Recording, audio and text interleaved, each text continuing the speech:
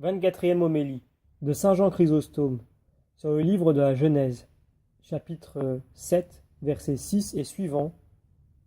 Noé avait 600 ans lorsque les eaux du déluge inondèrent la terre. Je veux vous entretenir de nouveau du sujet qui nous a occupés hier, mes très chers frères, et reprendre l'histoire du juste Noé. Les vertus de ce juste sont un trésor de richesse, et il est de notre devoir de faire tous les efforts dont nous sommes capables, de passer en revue, pas à pas, lentement, ces vertus, afin d'augmenter par là les richesses de vos âmes. Faites, en même temps que moi, des efforts. Soyez attentifs, je vous en prie. Ne laissez échapper ici aucune des pensées que nous allons trouver en réserve. Ce qu'il faut d'abord, c'est vous rappeler, mes frères, où s'est terminé l'enseignement d'hier, pour reprendre aujourd'hui notre discours à cet endroit. Les paroles que nous avons aujourd'hui à vous faire entendre auront ainsi plus de clarté. Où s'est donc arrêté l'enseignement d'hier? Le Seigneur Dieu, dit le texte, dit à Noé, entre, toi et toute ta maison avec toi, dans l'arche, parce que je t'ai vu juste et parfait devant moi, au milieu de cette génération, de tous les animaux purs, introduis dans l'arche 7 couples, et des animaux impurs 2 couples. Car je n'attendrai plus que 7 jours, et après cela, je ferai pleuvoir sur la terre durant 40 jours et 40 nuits, et j'exterminerai de dessus la terre toutes les créatures que j'ai faites, depuis l'homme jusqu'aux animaux. Et Noé accomplit tout ce que le Seigneur Dieu lui avait commandé. C'est jusque-là que nous nous sommes avancés. C'est là que s'est arrêté l'enseignement que nous vous avons donné. Peut-être n'avez-vous pas oublié notre explication, mes frères, sur la question de savoir pourquoi Dieu donna l'ordre d'introduire dans l'arche 7 couples des animaux purs et 2 des animaux impurs. Eh bien, abordons aujourd'hui la suite de l'Écriture et voyons ce qu'elle nous dit après que Noé fut entré dans l'arche. C'est maintenant, plus que jamais, qu'il nous faut montrer notre zèle, lorsque le temps du jeûne nous permet de jouir plus souvent de vos réunions si douces, nous affranchit des voluptés honteuses, réveille nos âmes et facilite notre attention, notre application à la parole. Nous devons donc à présent parler sur le texte qui commence la lecture de ce jour. Noé avait, dit le texte, 600 ans lorsque les eaux du déluge inondèrent la terre. Appliquez-vous, je vous prie. Ne passons pas négligemment sur cette parole. Elle est courte et néanmoins, elle renferme quelques trésors cachés. Elle nous révélera, si nous sommes attentifs, l'excellence de la bonté de Dieu et l'excès de la malice des hommes. Noé avait 600 ans. Ce n'est pas sans raison que la divine écriture nous a enseigné le nombre des années du juste. Ce n'est pas seulement pour nous apprendre son âge, mais c'est que l'écriture nous a d'abord dit Noé avait 500 ans. Et après nous avoir montré ce nombre d'années, elle nous a raconté la corruption des hommes dépassant toute mesure.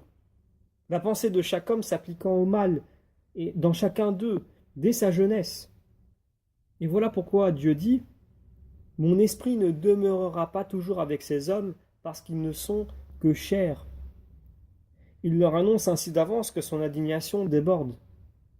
Ensuite, voulant leur donner un temps suffisant pour se repentir, pour échapper aux effets de son indignation, il dit « Le temps de l'homme ne sera plus que de 120 ans. » C'est-à-dire, j'attendrai encore, j'ajouterai à ces 500 ans, pendant lesquels cet homme juste, rien que par le nom qu'il porte, les a suffisamment avertis, leur a suffisamment conseillé, pour peu qu'ils voulurent être attentifs, de renoncer à l'iniquité, de se convertir à la vertu.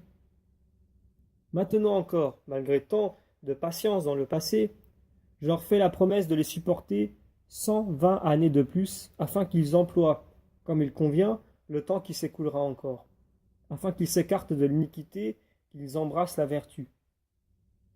Et il ne lui suffit pas de promettre 120 ans. Il commanda aux justes de construire une arche dont le seul aspect suffisait pour raviver leur mémoire et ne permettait à personne d'ignorer la grandeur du châtiment à venir.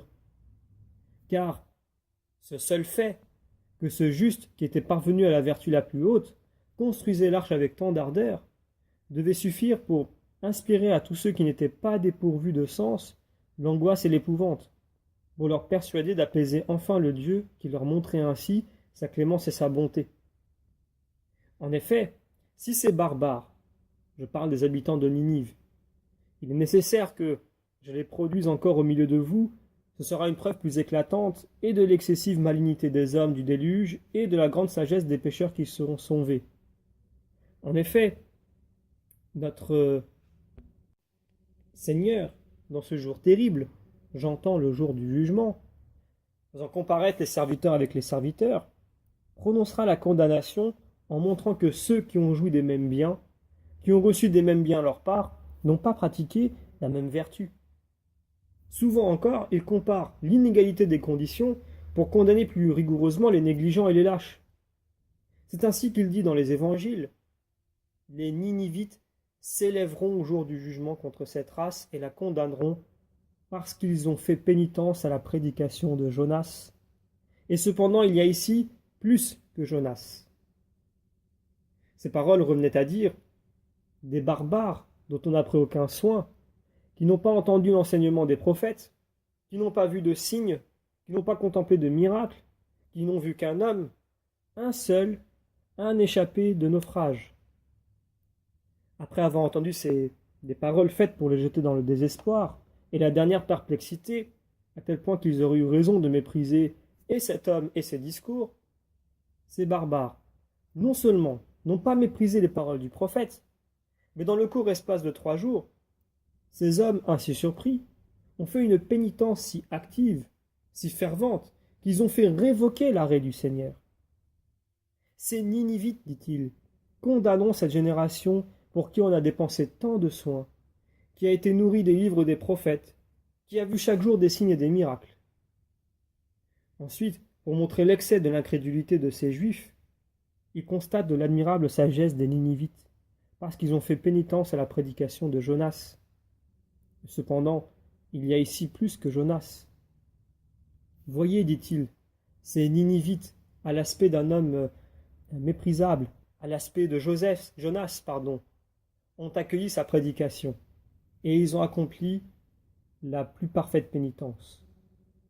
Et ceci, à l'aspect de celui qui est beaucoup plus que Jonas, qui est le créateur même de l'univers, vivant au milieu d'eux, opérant tant et de si grands miracles, chaque jour purifiant les lépreux, ressuscitant les morts, corrigeant les vices de la nature, chassant les démons, guérissant les malades, accordant dans sa pleine puissance la rémission des péchés. Ils n'ont pas montré la même foi que les barbares. Mais reprenons la suite de notre discours, pour vous faire voir l'excès du délire des uns, la laborieuse diligence et la sagesse des autres. Les Ninivites, resserrés dans l'étroit espace de 3 jours, n'ont pas désespéré de leur salut. Ils se sont hâtés de faire pénitence, de se laver de leurs fautes, de se rendre dignes de la bonté du Seigneur. Au contraire, ces hommes du déluge, à qui on ajoutait 120 ans pour se repentir, n'ont retiré de ce délai aucun avantage. C'est pourquoi le Seigneur, devant l'excès de leur malignité, les voyant précipités de plus en plus dans les crimes, leur inflige un remède qui agit promptement. Il fait disparaître le ferment de la perversité. Il en purge le monde. De là ces paroles, Noé avait 600 ans lorsque les eaux du déluge inondèrent la terre. Déjà nous avons appris à quelle époque le Seigneur déclara son indignation et en prédit les faits. Noé avait 500 ans. Quand le déluge tomba, il avait 600 ans. Il y eut donc ainsi entre la prédiction et le déluge un intervalle de 100 ans. Dans le cours d'un si grand nombre d'années, ils ne firent pas le moindre progrès vers le bien, malgré ce grand enseignement de la construction de l'arche par Noé. Mais peut-être, demandera-t-on, pourquoi le Seigneur qui avait dit « Le temps de l'homme ne sera plus que de 120 ans », le Seigneur qui avait promis que sa patience attendrait pendant ce nombre d'années, N'attend-il pas que les années promises soient entièrement accomplies pour opérer la destruction universelle? Je dis que cela même est la plus forte marque de sa bonté. Quand il vit, chaque jour, que il commettait des fautes irréparables, que non seulement son inexprimable patience ne leur était d'aucune utilité, mais que les ulcères s'étendaient, alors il retrancha du temps pour les empêcher de s'exposer à des châtiments plus sévères. Mais, m'objecte-t-on, quel châtiment peut être plus sévère que celui-ci? Il est, n'en doutez pas, mes bien-aimés, un châtiment plus sévère, plus terrible, le châtiment sans fin, le châtiment de l'âge à venir. Quelques pécheurs, pour avoir ici subi le châtiment, n'échappent pas cependant à l'autre. Seulement, l'autre châtiment sera plus léger. La rigueur des supplices endurés ici-bas, c'est autant de moins pour l'avenir. Écoutez le Christ déplorant le malheur de Bethsaïde. « Malheur à toi, Chorazim, dit-il. Malheur à toi, Bethsaïde, parce que si les miracles qui ont été faits au milieu de vous avaient été faits dans Sodome, il y a longtemps qu'elle aurait fait pénitence, dans le sac et dans la cendre. C'est pourquoi je vous déclare qu'au jour du jugement, Sodome et Gomorrhe seront traités moins rigoureusement que vous. » Voyez-vous, mes bien-aimés, comment cette expression « moins rigoureusement » montre que ces villes, quoiqu'elles aient subi sur la terre un si grand châtiment, cet incendie étrange, étonnant, supporteront aussi dans l'avenir un autre châtiment encore, plus léger toutefois, parce qu'elles ont déjà éprouvé un effet terrible de l'indignation de Dieu.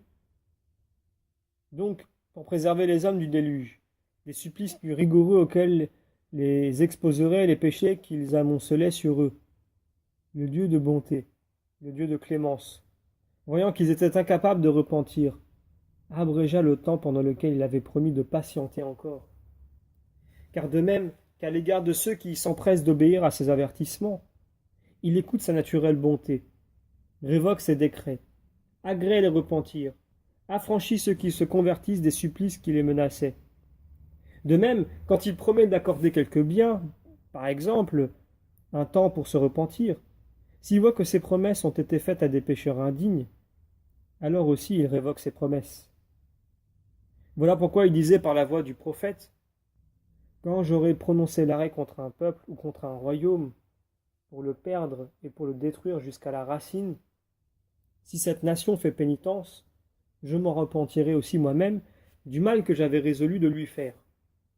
Et ensuite, quand je me serai déclaré en faveur d'une nation ou d'un royaume pour l'établir et pour l'affermir, si ce royaume ou si cette nation pêche, je me repentirai moi aussi du bien que j'avais résolu de lui faire. » Jérémie chapitre 18. Voyez-vous comme c'est de nous que Dieu reçoit les occasions aussi bien de la miséricorde qu'il nous annonce que de la colère qu'il fait éclater. C'est pourquoi au moment du déluge, il écourte le temps, parce que les hommes abusaient de la longueur du temps. Aussi Paul disait à ces stupides qui n'admettent pas le salut opéré par le repentir, « Est-ce que vous méprisez les richesses de sa bonté, de sa patience et de sa longue tolérance? Ignorez-vous que la bonté de Dieu vous invite à la pénitence? Et cependant, par votre dureté et par l'impénitence de votre cœur, vous amassez un trésor de colère pour le jour de la colère et de la manifestation du juste jugement de Dieu. » Voyez-vous comment cet illustre docteur de l'univers nous enseigne que ceux qui abusent de la patience de Dieu à attendre notre repentir s'exposent à une peine plus grave, à de plus rigoureux châtiments. Et voilà pourquoi, dans le texte qui nous occupe, le Dieu de bonté, comme s'il voulait s'excuser, se justifier, nous donner la raison qu'il a porté à faire pleuvoir le déluge, avant que le temps promis fût écoulé, nous dit « Noé avait 600 ans. »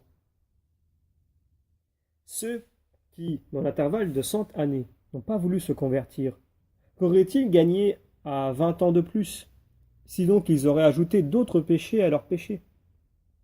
D'ailleurs, Dieu, voulant montrer sa miséricorde ineffable et l'excellence de sa bonté, a donné encore 7 jours avant le déluge, pour leur permettre, dans ce court intervalle, de montrer quelque apparence de repentir.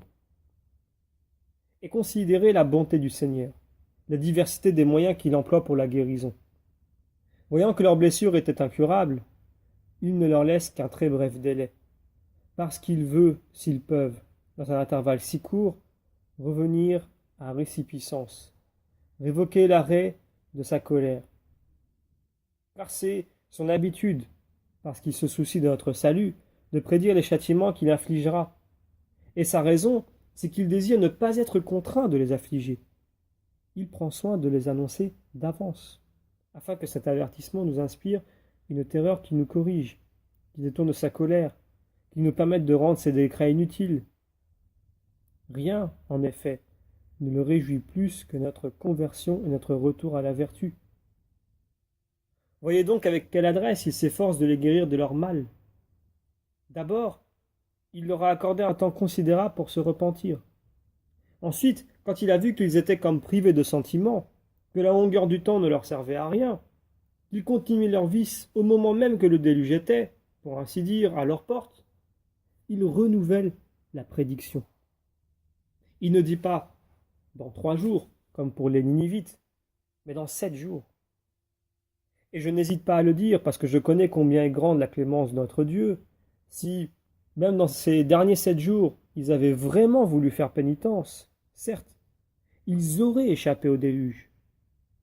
Voilà donc pourquoi, vu que les délais ajoutés à un temps si long ne pouvaient les arracher à leur vice, Dieu a fait pleuvoir le déluge, l'an 600 de la vie de Noé. Noé, dit le texte, avait 600 ans lorsque les eaux du déluge inondèrent la terre. Avez-vous bien compris, mes bien-aimés, quelle grande utilité nous avons recueilli à savoir le nombre des années de la vie du juste? Quel âge il avait quand vint le déluge? Eh bien, avançons. Voyons la suite maintenant. Lorsque le déluge commença, dit le texte, Noé entra dans l'arche, et avec lui ses fils, sa femme, et les femmes de ses fils, pour sauver des eaux du déluge. Et des oiseaux purs et des oiseaux impurs, et des reptiles, 2 à 2 entrèrent dans l'arche, et de tous ces animaux, les mâles et les femelles, selon que le Seigneur l'avait commandé à Noé. Ce n'est pas sans dessein que l'Écriture a ajouté « selon que le Seigneur l'avait commandé à Noé ». C'est pour faire une seconde fois l'éloge de l'homme juste qui a tout accompli selon que le Seigneur lui avait commandé, et qui n'a négligé aucun de ses ordres. Après donc que les 7 jours furent passés, selon la promesse du Seigneur, dit le texte, les eaux du déluge se répandirent sur la terre l'année 600 de la vie de Noé, le 27e jour du second mois. Voyez le soin que prend l'Écriture de nous apprendre, non seulement l'année du déluge, mais le mois et le jour. Ensuite, pour que ce récit puisse servir à corriger les descendants, pour ajouter à la terreur, l'Écriture dit « En ce jour-là, toutes les sources du grand abîme des eaux furent rompues, et les cataractes du ciel furent ouvertes, et la pluie tomba sur la terre pendant 40 jours et 40 nuits. » Voyez encore comme la Sainte Écriture sait conformer ses expressions à notre infirmité. Tous les mots sont appropriés au langage humain. Il n'y a pas de cataracte dans le ciel, mais ce sont des manières de parler familières. C'est comme si l'Écriture disait « Le Seigneur se borna à commander », et tout de suite les eaux obéirent à l'ordre du Créateur. Et réunissant de toutes parts tous leurs courants, inondèrent le monde entier. Quant à ce que le déluge dura 40 jours et 40 nuits, c'est encore là une grande marque de la divine bonté. En effet, dans sa profonde miséricorde, Dieu voulait que quelques hommes au moins de cette génération qu'il châtiait purent échapper à la destruction universelle quand ils verraient périr, sous leurs yeux, des créatures leurs semblables, quand ils verraient la perte commune prête à les envelopper. Il est vraisemblable en effet qu'une bonne partie périrent le premier jour de l'inondation. Le second jour, la proie du déluge s'augmenta, et de même le 3e jour et les jours suivants. Dieu donc différa de 40 jours et de 40 nuits l'achèvement du déluge pour ôter aux hommes toute excuse. S'il avait voulu se borner à ordonner le déluge en un moment, il pouvait tout inonder. Mais écoutant encore sa clémence, il employa la longueur des jours. Ensuite le texte dit: aussitôt que ce jour parut, Noé entra dans l'arche avec ses fils, Sem, Cham et Japheth, sa femme et les 3 femmes de ses fils. Tous les animaux selon leur espèce y entrèrent aussi, selon que le Seigneur Dieu l'avait commandé à Noé. Ainsi dit le texte, lorsque le déluge commença, selon le commandement du Seigneur, Noé entra dans l'arche avec ses fils et sa femme, et les épouses de ses fils, et tous les animaux selon leur espèce. Et, dit le texte, le Seigneur Dieu ferma l'arche par dehors. Vous voyez encore ici la déférence de la parole qui s'accommode à notre infirmité. Dieu ferma l'arche par dehors. C'est pour nous apprendre qu'il mit le juste dans une parfaite sécurité. Voilà pourquoi le texte dit ferma, et le texte ajoute par dehors, afin que ce juste ne pût voir la destruction universelle qui lui aurait causé une trop cruelle douleur. Car s'il se fût représenté dans son âme cet atroce, cet épouvantable bouleversement, s'il eût pu s'imaginer la destruction de l'espèce humaine, la fin commune de tous les êtres sans raison, la mort frappant à la fois les hommes et les bêtes de somme, et pour ainsi dire la destruction de la terre elle-même, saisi d'une noire tristesse, il eût été trop fortement troublé dans son cœur. Sans doute c'étaient des pervers qui périssaient, mais les âmes honnêtes éprouvent une pitié profonde à la vue des châtiments qui frappent les hommes. Et vous verrez que tous les prophètes, les justes bien souvent, adressent à Dieu des prières pour les méchants. Ainsi faisait le patriarche pour les habitants de Sodome. Ainsi n'ont cessé de faire les prophètes. Il en est un qui disait: hélas, Seigneur Dieu, perdrez-vous donc tout ce qui reste d'Israël? Donc Ézéchiel chapitre 9. Un autre maintenant s'écrie: ferez-vous donc les hommes semblables aux poissons de la mer qui n'ont point de chef? Habakkuk chapitre 1. Donc, parce qu'un homme juste était d'ailleurs confondu, troublé, pour que cet affreux spectacle ne le plongeât pas dans une trop amère tristesse, Dieu, pour ainsi dire, l'emprisonne dans l'arche. Il épargne à ses regards un spectacle qui le frapperait de terreur. Il est à croire, en effet, que si Noé avait pu voir cette inondation, tant de flots amoncelés, il aurait craint d'être lui-même destiné à périr. Donc, par intérêt, par bonté pour lui, Dieu n'a pas voulu qu'il contemplât la rage cruelle des eaux, qu'il vît la destruction des hommes, l'extermination universelle. Pour moi, quand je médite sur la vie de ce juste dans l'arche, je m'étonne. J'admire et j'attribue encore son existence. J'attribue tout à la bonté de Dieu. Si cette bonté n'eût raffermi son âme, ne lui eût rendu facile une épreuve si accablante, comment, répondez-moi, je vous en prie, aurait-il pu subsister, enfermé comme dans une prison, comme dans un affreux cachot? Comment, je vous le demande, aurait-il pu résister à la fureur de tant de flots? Les hommes qui sont sur un navire, voguant à l'aide des voiles, qui aperçoivent le pilote assis près du gouvernail, opposant son art à la violence des vents, s'il leur arrive de voir les flots en fureur, ils meurent d'effroi, ils désespèrent presque de leur salut. Que penserons-nous donc de cet homme juste? Il était là, je l'ai dit, comme dans une prison, laquelle de ça, de là, l'emportait dans tous les sens. Il ne voyait pas le ciel, il n'avait rien pour reposer ses regards. Il était là, renfermé, captif, et il ne pouvait rien voir de nature à le consoler. Les marins, si haut que les flots s'élèvent, peuvent souvent apercevoir le ciel, le sommet des montagnes, de grandes cités, et c'est une consolation. Si la tempête retrouble, s'il est impossible d'y résister, après 10 jours ou un peu plus, après tous ces ouragans, après tous ces dangers, ils sont jetés sur la côte, et se réconfortant peu à peu, ils finissent par oublier fatigue et douleur. Mais ici, rien de pareil. Pendant une année tout entière, il fut là, dans cette prison étrange, horrible, pleine de stupeur, sans pouvoir respirer l'air pur. Était-ce possible, puisque l'arche était fermée de toutes parts? Comment, je vous en prie, a-t-il résisté? Comment a-t-il duré? Je suppose qu'ils eurent des corps de fer, des corps de diamant. Comment ces corps même auraient-ils pu, privés d'air, privés du vent, qui n'est pas moins utile que l'air à la santé du corps, supporter cette noire, étouffante captivité? Comment ne devinrent-ils pas aveugles dans un si long séjour? Si nous voulons, pour comprendre une telle situation, nous rappeler nos préoccupations ordinaires, où trouvaient-ils de l'eau potable, ces vivants renfermés dans l'arche? Négligeons ce détail. Comment put-il, ce juste, avec ses fils et leurs femmes, supporter cette existence en commun avec les êtres sans raison, les bêtes sauvages et tous les autres animaux? Supporter l'infection, supporter la cohabitation avec eux? Mais que dis-je? Comment ces animaux même purent-ils résister si longtemps? Comment ne périrent-ils pas, ne pouvant ni respirer, ni se mouvoir, dans cette seule et unique place où ils étaient tous si étroitement serrés?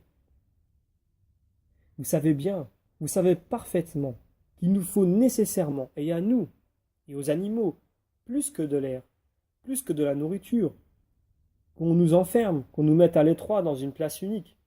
Nous dépérissons et nous mourrons. Comment ce juste a-t-il pu, avec tous les êtres vivants qui étaient dans l'arche, subsister si longtemps? Ne cherchez pas d'autre cause que la grâce d'en haut, la grâce toute-puissante. Cette arche, agitée de çà, de là, qu'une telle fureur des eaux n'engloutit pas, qui n'a pas de pilote, expliquez ce prodige sans la grâce d'en haut. Impossible de prétendre que cette arche fût comme un vaisseau que l'on pût diriger. L'arche était fermée de toutes parts, et parce que l'architecte l'avait voulu ainsi, non seulement le choc des flots ne lui porta aucune atteinte, mais l'arche, s'élevant sur leur tête, conserva dans une parfaite sûreté ceux qui l'habitaient. Lorsque Dieu opère, mon bien-aimé, une œuvre de ses mains, quelle qu'elle soit, ne cherchez pas à l'expliquer par une méthode humaine. Les ouvrages de Dieu dépassent notre pensée. Jamais l'intelligence de l'homme ne peut atteindre, comprendre la raison de ce qui est l'industrie de Dieu. Donc, il convient, quand nous entendons ce que Dieu commande, d'obéir à son ordre, de croire à ses paroles. Il est le créateur de la nature. Il change, il transforme tout comme il lui plaît. Et le Seigneur Dieu ferma l'arche par dehors. La vertu de ce juste fut grande et sa foi excellente.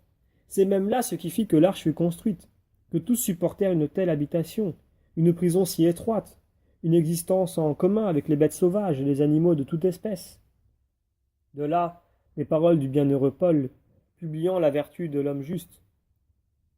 C'est par la foi que Noé, divinement averti, appréhendant ce qu'on ne voyait point encore, bâtit l'arche pour sauver sa famille et en la bâtissant, condamna le monde et devint héritier de la justice qui naît de la foi. Avez-vous bien compris comment la foi qui l'assurait de tout lui a fait construire l'arche et supporter une pareille habitation? Cette foi qui l'animait lui a procuré son salut et en la bâtissant, dit le texte, il condamna le monde et devint héritier de la justice qui naît de la foi.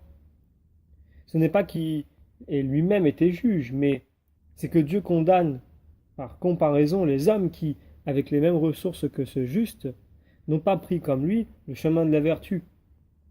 Donc, c'est la foi qu'il a montrée qui a condamné les autres, ces incrédules qui n'ont pas ajouté foi à la prédiction. Quant à moi, j'admire, entre toutes les autres vertus de ce juste, qu'il ait pu, grâce à la bonté, à l'ineffable miséricorde de Dieu, vivre au milieu de ces animaux sauvages, de ces lions, de ces léopards, de ces ours, de toutes les autres bêtes féroces. Rappelez-vous, mes bien-aimés, je vous en prie, quelle était la puissance, la suprématie de l'homme avant la désobéissance, et méditez sur la bonté de Dieu lorsque l'infraction au commandement eut diminué, le pouvoir qui nous était donné, après le premier homme, le Dieu de bonté en trouva un autre qui put restaurer l'ancienne image, conserver les caractères de la vertu, montrer une parfaite obéissance aux ordres de Dieu. Le Seigneur le réintégra dans le premier honneur, comme pour nous montrer, par la réalité des faits, jusqu'où s'étendait le pouvoir d'Adam avant sa désobéissance. C'est ainsi que la vertu de l'homme, aidée par la divine clémence, reconquis l'antique domination, et les animaux reconnurent une seconde fois notre empire. En effet, à la vue d'un juste, ils oublient leur propre nature. Ou plutôt non, ils n'oublient pas leur nature, mais leur férocité, et tout en persistant dans leur nature, ils changent leur férocité en douceur. Voyez-en la preuve dans ce qui est arrivé à Daniel, donc au chapitre 6. Entouré de lions, il paraissait comme entouré de brebis qui lui faisaient une garde d'honneur. Telle était, au milieu de cette troupe, sa sécurité.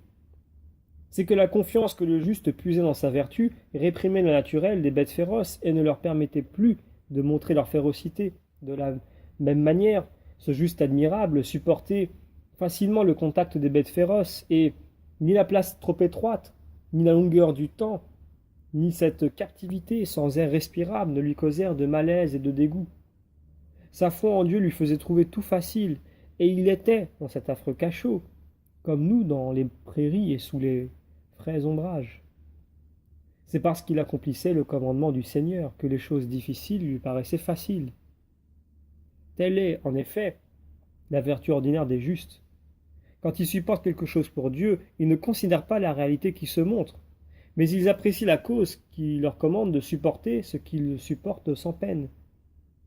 Aussi, le bienheureux Paul, ce docteur des nations, chargé de fer, tant de fois traîné devant les juges, affrontant chaque jour les périls, appelle tant de tribulations, d'afflictions insupportables, des épreuves légères. Non qu'elles furent en réalité, mais la pensée de la cause qui les lui imposait lui inspirait un courage qui allait jusqu'à l'indifférence au milieu de tant d'assauts. Entendez ces paroles.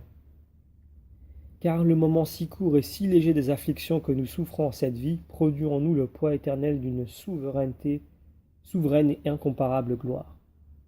2 Corinthiens chapitre 4. L'attente, dit-il, de cette gloire qui sera dans l'avenir notre partage, de cette éternelle félicité, nous rend légères ces afflictions continuelles. Voyez-vous comme l'amour de bien rend moins pesante la charge des tribulations et en supprime le sentiment? N'en doutez pas. Voilà pourquoi notre bienheureux juste aussi trouvait des charmes dans ces jours de désolation. C'est que la foi et l'espérance en Dieu nourrissaient son âme. Et le Seigneur Dieu, dit le texte, ferma l'arche par dehors. Le déluge se répandit pendant 40 jours et 40 nuits, et la terre fut remplie d'eau, et l'arche s'éleva au-dessus de la terre. Voyez encore comme le récit est fait pour augmenter la terreur, pour ajouter à l'horreur du sinistre. Le déluge se répandit pendant 40 jours et 40 nuits, et la terre fut remplie d'eau, et l'arche s'éleva au-dessus de la terre, et l'eau s'accrut et couvrit toute la surface de la terre, et l'arche était portée sur l'eau, l'eau s'accrut et grossit prodigieusement au-dessus de la terre. Vous voyez quel soin prend l'Écriture pour montrer la grande quantité des eaux, l'inondation grossissant chaque jour. Et l'eau s'accrut, dit le texte, prodigieusement, et toutes les plus hautes montagnes qui sont sous le ciel furent couvertes. L'eau s'éleva de 15 coudées et inonda toutes les montagnes. Le Dieu de bonté fit bien de fermer l'arche pour épargner aux justes ce spectacle. Car si nous, après un si grand nombre d'années, après tant de siècles écoulés, au seul récit de l'Écriture, nous sommes saisis d'épouvante et de stupeur, qu'aurait éprouvé ce juste si ses regards avaient vu cet effroyable abîme? Aurait-il pu supporter un seul moment ce spectacle? Ne serait-il pas aussitôt, rien qu'en l'entrevoyant, tombé sans vie, glacé, absolument incapable de résister à cette affreuse image? Méditez ici, considérez, mes bien-aimés, ce qui nous arrive quand une pluie médiocre tombe sur nos têtes. Nous sommes dans les angoisses et nous désespérerons, pour ainsi dire, et de l'univers et de notre vie. Qu'aurait éprouvé ce juste s'il avait vu, à cette prodigieuse hauteur, les eaux montant toujours? L'eau, dit le texte, s'éleva au-dessus des montagnes de 15 coudées. Rappelez-vous ici, mes bien-aimés, la parole du Seigneur quand il disait « Mon esprit ne demeurera pas avec les hommes de cette génération, parce qu'ils ne sont que chair. » Et encore, « La terre est corrompue et remplie d'iniquité. » Ou encore, Dieu vit la terre et elle était corrompue, car toute chair avait corrompu sa voix. Donc Genèse chapitre 6. Le monde entier avait donc besoin d'être complètement purifié. Il fallait en laver toutes les taches, supprimer tout le ferment de la première malignité, ne laisser de cette malignité aucune trace, renouveler, pour ainsi dire, les éléments. Un bon ouvrier qui voit un vase que ronge une rouille invétérée, le jette au feu, en fait disparaître toute trace de rouille, et rend au vase sa première beauté. C'est ce qu'a fait le Seigneur notre Dieu. Il a purifié le monde entier par ce déluge. Il l'a délivré de la malice des hommes, de la corruption, dès longtemps amassée et profonde.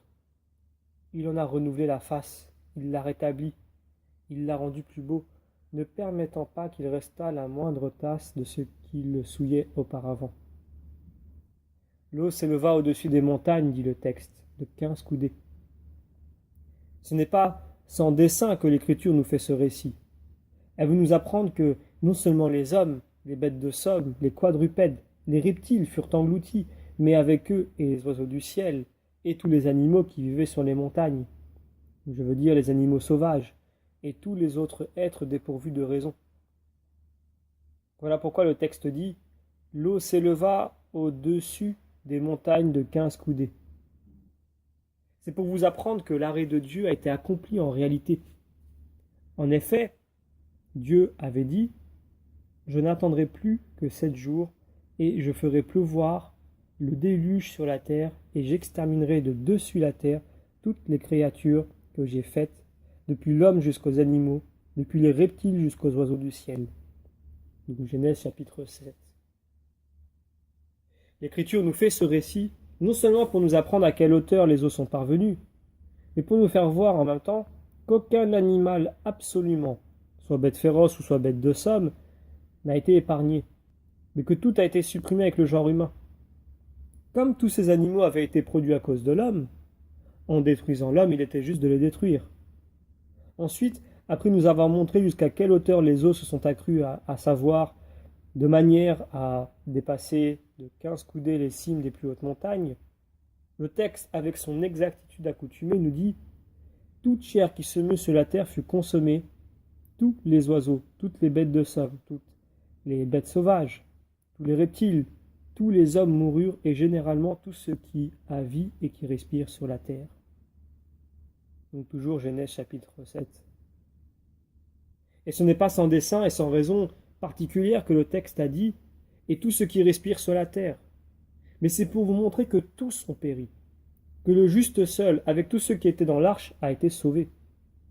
Car ceux-ci, selon le commandement du Seigneur, ayant quitté la terre, étaient montés dans l'arche. Et les eaux détruisèrent toutes les créatures qui étaient de la surface de toute la terre, depuis l'homme jusqu'aux bêtes, tant les reptiles que les oiseaux du ciel. Tout périt de dessus la terre. Voyez comme, une fois, 2 fois, à maintes reprises, le texte nous enseigne que la destruction a été générale, universelle, qu'aucun être vivant n'y a échappé, que tout a été étouffé sous les flots, aussi bien tous les hommes que tous les animaux. Il ne demeure que Noé seul, et ceux qui étaient avec lui dans l'arche, et les eaux couvrirent la terre pendant 150 jours. Pendant ce grand nombre de jours, dit le texte, les eaux restèrent à cette merveilleuse hauteur.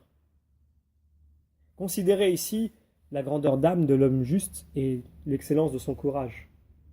Que n'a-t-il pas éprouvé dans l'âme en concevant, en voyant pour ainsi dire, par la pensée, les corps des hommes, des animaux domestiqués, des animaux purs ou impurs, subissant la mort commune à tous, mêlés ensemble, sans aucune différence, indistinctement. En outre, qu'a-t-il éprouvé quand il réfléchissait en lui-même sur le monde dévasté, sur cette vie pleine de douleurs, de toutes parts dépourvue de tant de consolation, sans aucun entretien, sans aucun aspect pour charmer les yeux, quand il ignorait combien de temps il lui faudrait, supporter la vie dans cette prison. Tant que le fracas des eaux, que le tourbillon des vagues retentit à son oreille, il sentait chaque jour grandir en lui l'épouvante. Quelle douce pensée pouvait recréer celui qui voyait, 150 jours durant, toujours le même niveau des ondes. Les flots portaient à cette hauteur, et rien pour indiquer qu'ils commencèrent, si peu que ce fût, à s'abaisser. Mais sachez-le bien, il supportait tout avec courage, parce qu'il connaissait la toute-puissance du Seigneur. Il ne doutait pas de cette vérité que le Créateur de la nature fait tout, transforme tout comme il lui plaît. Et l'homme juste se résignait à sa condition. C'est que la grâce de Dieu vivifiait, fortifiait son courage, lui procurait une consolation suffisante, prévenait en lui les défaillances, ne lui permettait pas de concevoir une pensée qui ne fût pas virile, qui ne fût pas généreuse. Ce juste avait commencé par montrer tout ce qui dépendait de lui, je veux dire le zèle de la vertu, la vigueur de la justice, l'excellence de la foi. Bientôt il obtint l'abondance des dons du Seigneur, c'est-à-dire la patience, la force, la douceur, de la parfaite résignation, le don de supporter.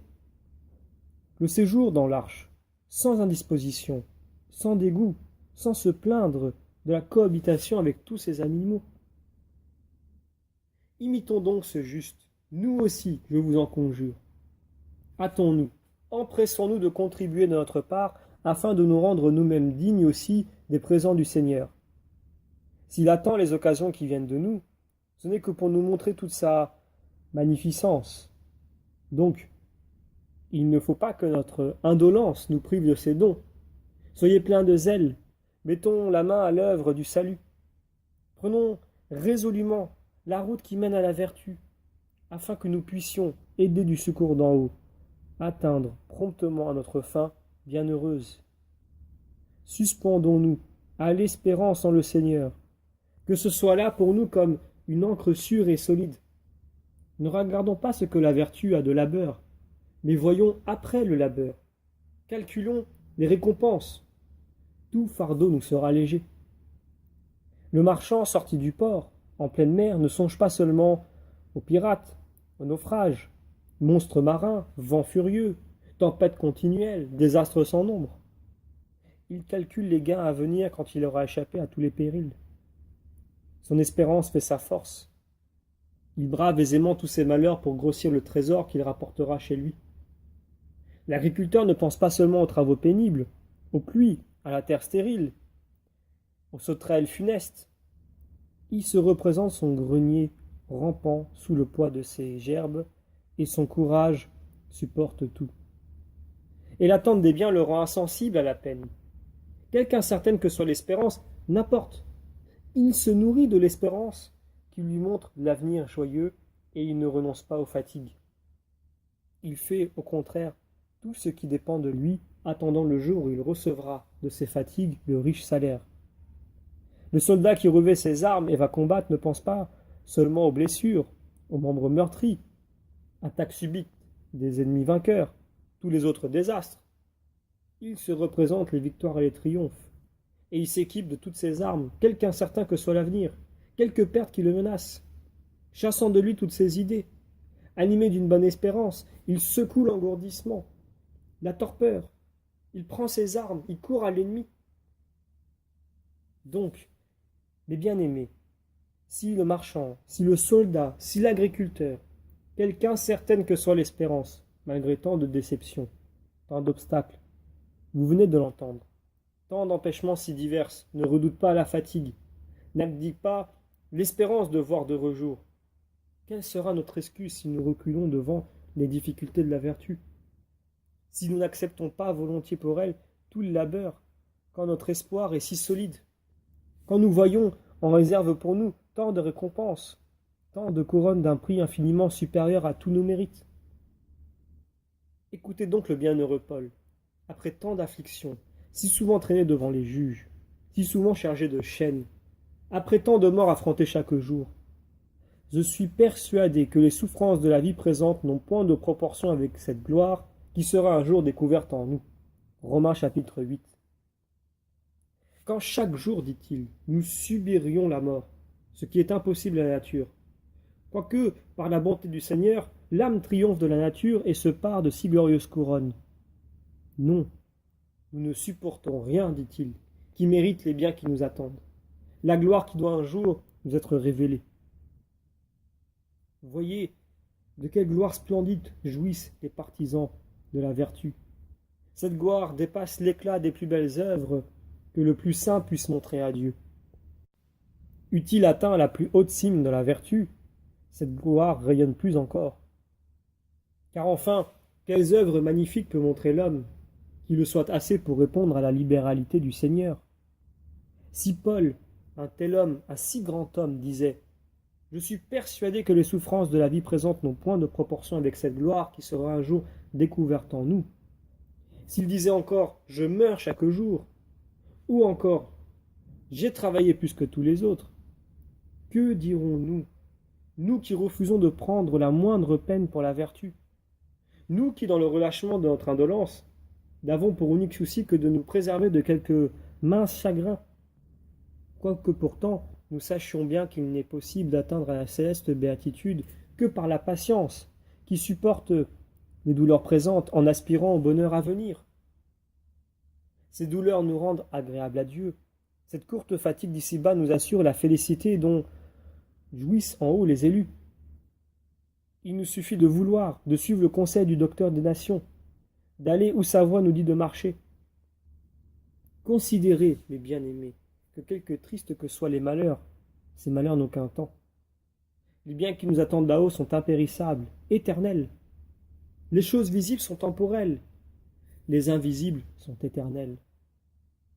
Supportons donc avec courage ces afflictions temporelles. Nous ne nous fatiguons pas du travail qui fait la vertu, afin de jouir des biens éternels assurés pour jamais. Puissions-nous tous entrer dans ce partage, par la grâce et par la bonté de notre Seigneur Jésus-Christ, à qui appartient, comme au Père, comme au Saint-Esprit, la gloire, la force, l'honneur, maintenant et toujours et dans les siècles des siècles. Amen.